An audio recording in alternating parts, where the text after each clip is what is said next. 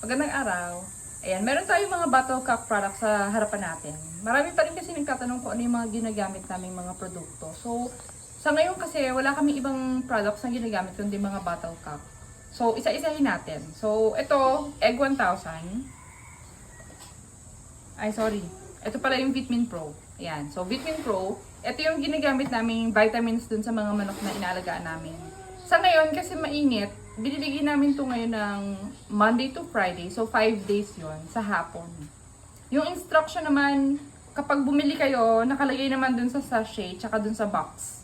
So, hindi na kayo mahihirapan para malaman kung paano yung dissolve, tsaka paglagay dun sa inuman ng mga manok nyo. So, yan.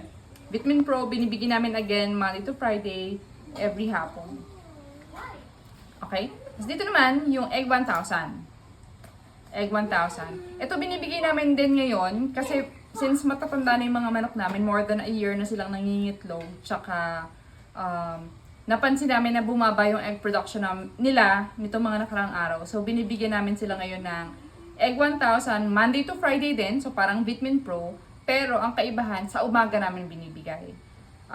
So Egg 1000 sa umaga, Vitamin Pro naman sa hapon. So yun.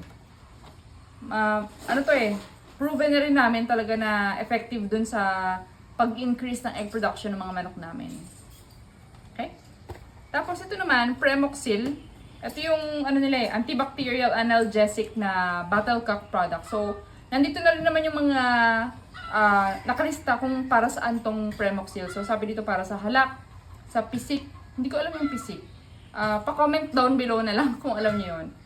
Sipon, sugat, lagnat, bacterial flushing, malaria, bulutong, coryza, foul cholera, tsaka laway-laway. Sabi ng asawa ko, since siya kasi nag-aalaga ng mga manok talaga namin full-time, madalas daw namin na-encounter yung coryza. So, tapos bacterial flushing, ginagamit din namin to for bacterial flushing. Yun. So, tapos yung mga instruction, again, nasa sachet naman kung paano. So, may mga nagtatanong rin kasi sa amin kung paano daw ba yung paggamit namin ng mga product na to. So, yun. Check nyo lang yung instruction. Makikita nyo naman yun.